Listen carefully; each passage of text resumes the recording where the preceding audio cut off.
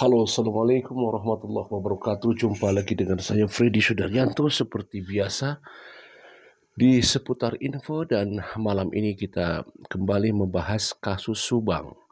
Kasus Jalan Cagak Subang di Jawa Barat, kasus pembunuhan ibu dan anak yang dimasukkan ke dalam mobil Alphard.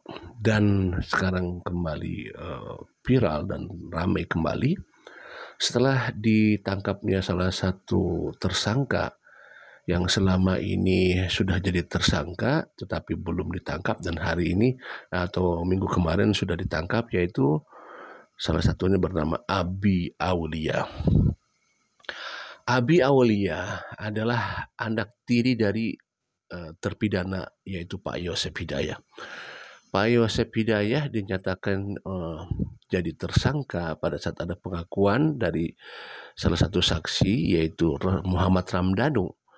Dan Muhammad Ramdhanu sudah divonis 4 tahun penjara. Jadi ada Ramdhanu, kemudian ada Pak Yosep, Ibu Mimin, Abi, dan Arigi. Ibu Mimin adalah istri kedua dari Pak Yosep, di mana Ibu Tuti almarhumah adalah istri pertamanya. Kita ketahui bahwa sudah ditangkapnya Abi dan sudah dinyatakan P21, dan itu sudah dirilis oleh Polda Jabar. Tentunya akan ada penyerahan kepada Kejaksaan Tinggi Jawa Barat, di mana kita akan menunggu persidangan. Tentunya persidangan Abi Aulia akan seperti apa, karena ya baru Abi Aulia yang akan disidangkan karena Ibu Mimin dan Arigi belum di P21-kan. Nanti akan menarik ya isi daripada persidangan, walaupun sebenarnya kisi-kisi atau gambar-gambarannya bisa ditebak karena kan tidak jauh dari persidangan sebelumnya, yaitu persidangan Pak Yosep. Tapi kita menunggu apakah ada temuan baru ataukah ada alat bukti baru selain kesaksian-kesaksian dari para saksi ya. Kita tahu di persidangan kemarin Pak Yosep sebagai pelaku utama divonis 20 tahun penjara, di mana jaksa penuntut umum menuntut Pak Yosep seumur hidup, dan vonis hakim menjatuhkan 20 tahun penjara. Vonis buat Pak Yosep ini menjadikan polemik di masyarakat. Sebagian atau juga banyak barangkali bahwa ada ketidakpuasan ya daripada vonis hakim karena tidak sesuai dengan tuntutan jaksa penuntut umum yang menuntut seumur hidup Pak Yosep. Ya, karena kalau kita lihat di persidangan itu jelas Bapak Hakim yang mulia mengatakan bahwa tidak ada yang meringankan Pak Yosep dan lebih banyak memberatkan. Salah satu yang meringankan adalah Pak Yosep belum pernah tersandung pidana. Artinya itulah yang meringankannya. Selebihnya memberatkan. Pasal tuntutan yang dilakukan di JPO adalah seumur hidup, tapi vonis hakim 20 tahun. Ini menjadikan suatu banyak pertanyaan sebenarnya. Kenapa yang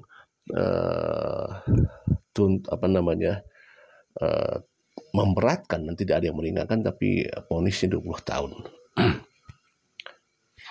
Banyak berseliweran di masyarakat. Ya. Ada apa ini gitu. Ya, karena jelas ini kan kita pengen tahu apa yang menyebabkan demikian. Karena tuntutannya 340. Pembunuhan berencana. Itu kan berat sebenarnya. Nah, kita bicara kembali kepada Abi. Nah, sebelum itu kita coba dengarkan dulu statement daripada hari ini. Kita berkumpul bukan hanya untuk menjalankan tugas, tetapi untuk memperkuat tekad sebagai penjaga keadilan. Ini bukan hanya pekerjaan. Ini adalah panggilan jiwa. Kita tidak hanya menegakkan aturan, kita menciptakan harapan. kita bukan hanya menyelesaikan perkara, tapi kita juga memulai pintu masa depan. Di luar sana, dunia terus berubah. Perjalanan pun tidak akan mudah. Tetapi ingat, badai tidak menguji kekuatan laut. Badai menguji kekuatan kapal.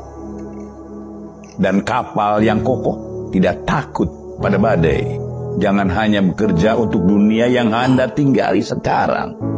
Bekerjalah untuk dunia yang ingin Anda wariskan.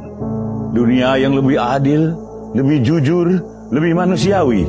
Lakukan dengan sepenuh hati, atau jangan lakukan sama sekali. Terimalah kehormatan ini. Jadilah terang yang menyinari jalan keadilan. Semoga Tuhan memberikan rahmat bagi kita semua. Amin. Amin ya rabbal alamin.